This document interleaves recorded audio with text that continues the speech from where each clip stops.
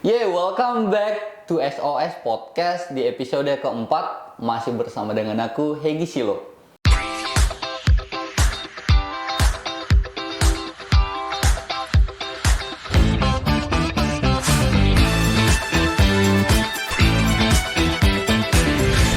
Dan kali ini kita akan bahas tentang Rescue Kitchen. Tetapi sebelum memanggil guest star, seperti biasa nih teman-teman, Hegi mau nawarin teman-teman tumbler kece-nya SOS. Untuk teman-teman yang mau bepergian kemanapun, jangan lupa pakai tumblernya SOS.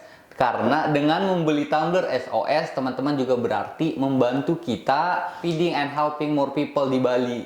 Jadi nggak sekedar cuman beli doang nih. Oke, jangan lupa ya klik linknya di sini. Baiklah teman-teman semuanya, kita panggilkan guest star kita lagi yang super duper kece juga nih. Nggak kalah kece sama guest star di episode sebelumnya, yang akan bahas dan sudah expert di Rescue Kitchen. Ini dia.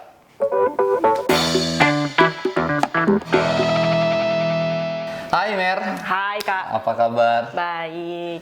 Nah, makasih loh Mary udah datang di episode keempat kita SOS Podcast, dan kita akan bahas tentang Rescue Kitchen. Teman-teman, ini Mary. Sebelum kita lanjut, Mary boleh kenalin dulu, kemudian boleh kasih tahu nih apa Rescue Kitchen dan job desk-nya Mary.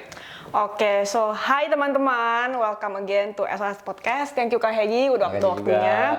Jadi perkenalkan, nama aku Mary.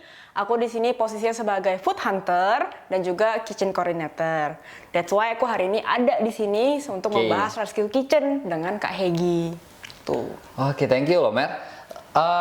By the way nih Mer, sebelum kita bahas lebih dalam tentang proses Rescue Kitchen, mungkin boleh dikasih tahu apa itu Rescue Kitchen? Oke, first thing first, Rescue Kitchen adalah suatu program dari SOS Indonesia di mana companies, hotel bisa datang dan masak bareng-bareng di fasilitas SOS di Sanur. Oke. Nah, jadi kita nggak cuma masak, kita ada mulai dari potong-potong, terus bungkus, dan juga sampai ke distribusi, seperti itu. Berarti ini bahan mentah dibeli sama SOS kemudian dimasak? Nah, tunggu dulu, bisa dua cara. Satu, misalnya Kak Hegi punya company, mau Rescue Kitchen. Nah, Kak Hegi bisa beliin bahannya, atau Kak Hegi minta SOS beliin bahannya. Seperti itu. Oke.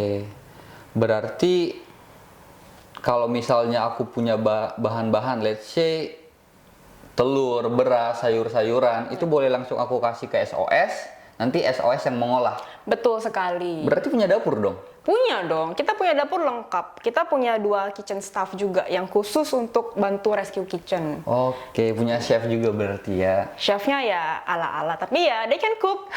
Oke, baiklah. Sejak kapan nih Rescue Kitchen ini diadakan oleh SOS? Baik.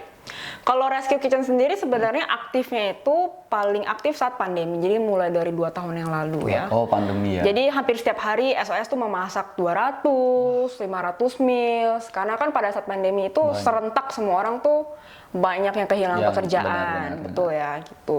Nah, tapi sekarang kan sudah mulai pulih dari pandemi. Jadi kadang kita dapat request buat Rescue Kitchen 2-3 minggu sekali, seperti itu. Nah, dalam setiap kali Rescue Kitchen tuh kita masak sekitar dari 300 sampai 500 packs. Lumayan juga berarti ya. Betul. Sejak pandemi itu berarti rutin nih pas pandeminya. Betul. Tapi setelah pandemi karena udah mulai recovery, paling 2 kali seminggu, 2 kali 3 minggu. 2-3 kali 1 minggu. Oke, nggak tiap hari lagi ya. Tujuan utama dari Rescue Kitchen ini apa sih sebenarnya? Sebenarnya ada 2. Satu buat internal, buat company, buat hotel staff untuk bonding sama teammate-nya mereka. Kedua, again balik ke purpose-nya SOS, which is food equity. Jadi dari Rescue Kitchen ini makanan-makanannya kita kirim nih ke low income communities sekitar di daerah Denpasar, bisa ke TPA, bisa ke komunitas lain seperti teman-teman yang pemulung kasarnya, dan juga yang kerja serabutan, jadi mereka nggak punya pendapatan yang tetap seperti ya, itu. Berarti memang diberikan sama orang yang memang paling membutuhkan ya. Betul.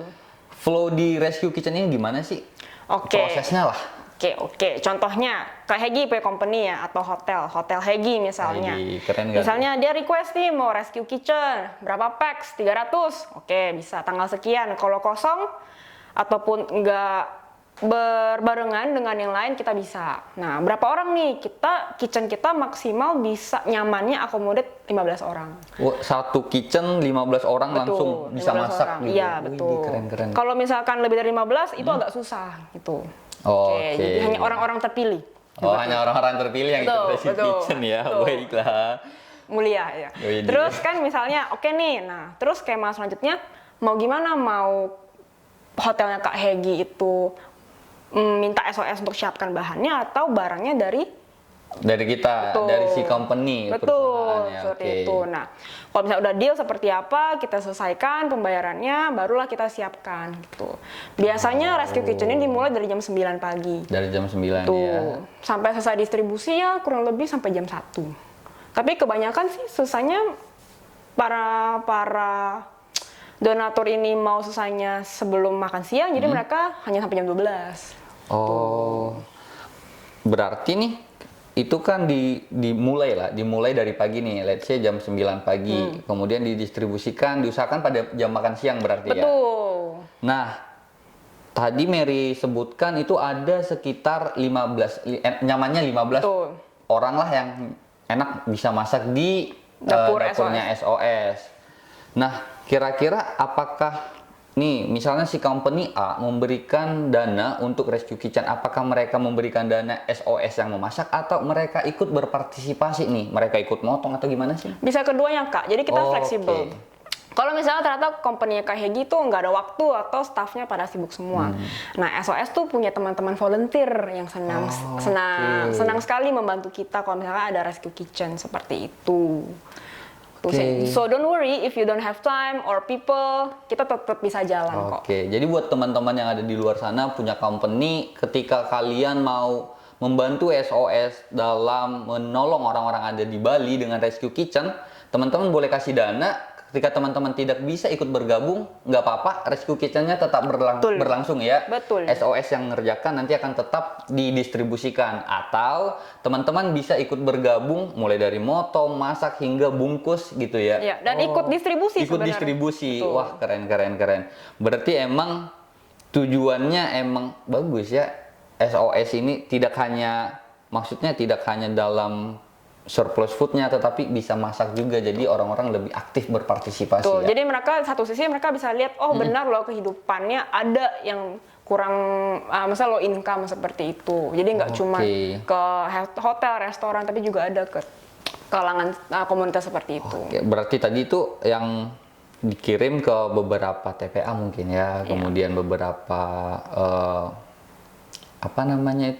panti asuhan begitu ya. Memang orang-orang yang paling membutuhkan lah yang akan menerima makanan yang akan kita distribusikan. Ya, tapi makanannya nggak sembarangan juga Kak sebenarnya. Jadi boleh diceritakan gimana? Ini makanan kita tuh nutritionally balanced. Nah, dia berarti bukan hanya kasih makanan, nih makanan bukan nggak sembarangan, betul. Oke, baiklah, keren. Jadi kita tuh ada nasi utama karbohidrat, terus kita ada sayuran juga nih. Biasa sayur mayur tuh capcay ya, udah gabung-gabung. Terus ada juga proteinnya antara telur, tempe, tahu, atau misalkan kalau misalkan ada nih mau donasi ayam ya kita goreng ayam seperti itu. Berarti tim kitchen-nya SOS sudah memikirkan tidak hanya membagikan makanan, tetapi makanan bergizi lebih tepatnya ya. Kak, Jadi orang-orang memang menerima makanan dengan kebutuhan gizi yang cukup. Diharapkan begitu ya. Betul. Selama diadakannya rescue kitchen ini di SOS, berapa meals paling banyak misalnya sekali rescue kitchen mungkin 300-400 Paling berapa? banyak pernah 500 sih. Pernah 500 meals. Iya. Itu langsung dibagikan ke satu tempat atau Ke beberapa tempat Kak, karena tempat 500 jumlah cukup banyak. Iya ya. Tuh. Keren banget ya. Berarti 500 meal itu dari satu company? Iya. Atau pernah nggak ada dua company bergabung langsung mengadakan rescue kitchen yang sama? Sejauh ini belum pernah Belum sih. ya. Iya. Oke, berarti si company atau perorangan ada mungkin melakukan rescue Perorangan kitchen? ada.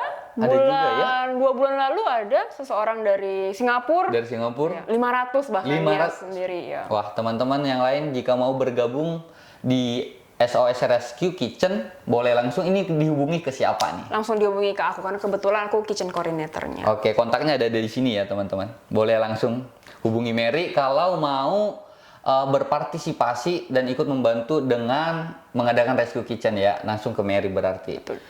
Sejauh ini yang udah Mary ikutin nih, kapan ada nggak yang paling menarik, hal yang paling menarik pada saat Rescue Kitchen itu? Paling menarik. Sebenarnya paling menarik kalau ketika teman-teman dari luar negeri sih ikut dalam Rescue Kitchen. Oke. Karena mungkin mereka jarang ya ada di kitchen atau melihat proses memasak di Indonesia gitu. Jadi pada waktu bulan Agustus kita kedatangan mahasiswa dari Eropa. Jadi mereka datang ke SOS dan masak. Jadi itu sangat seru sih. Mereka ikut masak berarti, motong-motong. Iya, ikut masak dan motong-motong. Ikut distribusi juga? Ikut tentunya dong. Itu menarik. Berarti mereka lebih paham ya keadaan kita, juga mereka semakin mengerti ya. Iya. Sejauh waktu itu ada nggak sih pendapatnya mereka tentang SOS gimana kira-kira? Pendapat mereka itu ya seru dan pengalaman yang tidak terlupakan dalam hidup mereka sih. Gitu. Masih ada nggak kira-kira hal yang ingin Mary sampaikan nih tentang Rescue Kitchen ini? Rescue Kitchen ya. Kalau bisa jangan cuman kasih uangnya sih, tapi harus ikut dalam prosesnya. Karena dengan demikian tuh para donatur tahu bagaimana sih capeknya di dapur, capeknya mengolah makanan, dan capeknya distribusi seperti itu. Dan mereka juga nantinya bisa lebih paham keadaan-keadaan yang menerima makanan yang kita distribusikan. Betul, Ya. seperti itu. Makasih banyak loh Mary udah sharing ke kita, ke teman-teman yang ada di luar sana tentang Rescue Kitchen-nya SOS. Sebelum kita tutup, mungkin ada pesan yang ingin disampaikan buat teman-teman yang ada di luar, mungkin mengenai SOS atau apa gitu. Jangan ragu untuk dukung SOS karena kita di sini timnya semua punya hati untuk membangun komunitas yang lebih kuat dan tahan atas kerawanan pangan seperti itu. Thank you banget Mer. Sebelum kita tutup nih, kita punya tagline. Yaitu kalau misalnya ntar aku bilang SOS Podcast, nanti kita barengan jawabnya adalah Say No to Food Waste. Oke. Bisa ya? Bisa. Oke. SOS Podcast, Say No to Food Waste.